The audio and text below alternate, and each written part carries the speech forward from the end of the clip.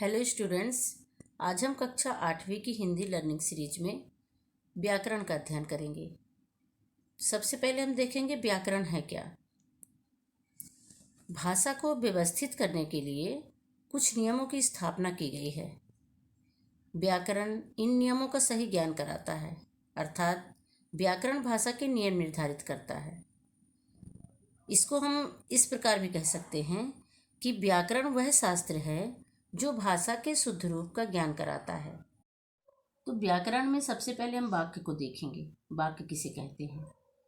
शब्दों के व्यवस्थित तथा सार्थक समूह को वाक्य कहते हैं। जैसे लाल किला दिल्ली में है।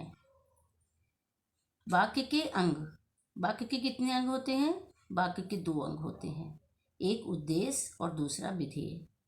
तो सबसे पहले हम उद्देश्य को देखेंगे कि उद्देश्य क्या है। वाक्य में जिसके बारे में कुछ कहा जाता है उसे उद्देश्य कहते हैं। मुख्य रूप से कर्ता ही वाक्य का उद्देश्य होता है। जैसे बच्चा खाना खा रहा है, बच्चा क्या है? कर्ता है। रमेश पुस्तक पढ़ता है, रमेश क्या है? कर्ता है। अब हम विधेय के बारे में जानेंगे। विधेय क्या है? वाक्य में उद्देश्य के बारे में जो कुछ कहा जाता है उसे विधेय कहते हैं। जैसे बच्चा खाना खा रहा है। अब यहाँ बच्चा क्या है? उद्देश्य है, और खाना खा रहा क्या है? विधेय है। रमेश पुस्तक पढ़ता है, रमेश क्या है? उद्देश्य है, और विधेय क्या है? पुस्तक पढ़ता है। रचना के आधार पर, रचना के आधार पर वाक्य के 3 प्रकार के होते हैं। पहला है सरल वाक्य। सबसे पहले हम सरल वाक्य में देखेंगे जिस वाक्य में एक उद्देश्य, एक विधेय तथा एक ही मुख्य क्रिया होती है वह सरल वाक्य कहलाता है।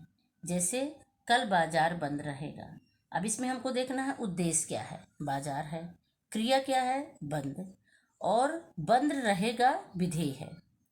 शुभम ने सेव खाया, तो खाया क्या है? क्रिया है।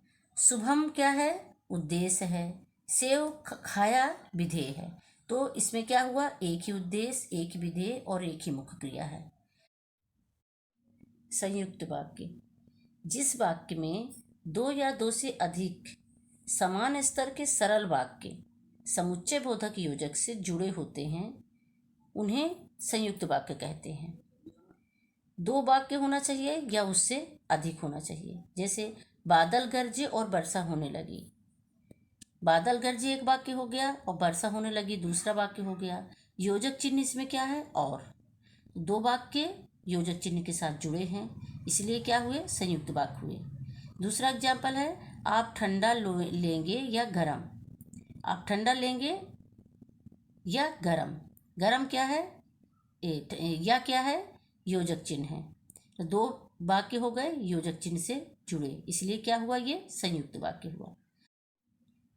मिश्रित वाक्य, जिस वाक्य में एक उपवाक्य प्रधान होता है तथा अन्य उपवाक्य उस पर आश्रित हो उसे मिश्रित वाक्य कहते हैं। जैसे माँ ने कहा था कि उन्हें बाजार जाना है। तो उपवाक्य प्रधान क्या हो गया? माँ ने कहा था, और उपवाक्य अन्य क्या हो गया? बाजार जाना है, उन्हें बाजार जाना है ना। जो मीठा बोलता है वह सबको प्यारा लगता है। सबको प्यारा कौन लगता है? जो मीठा बोल रहा है। तो इसमें प्रधान वाक्य क्या हो गया? जो मीठा बोलता है। तो ये क्या है? मिश्रित वाक्य है।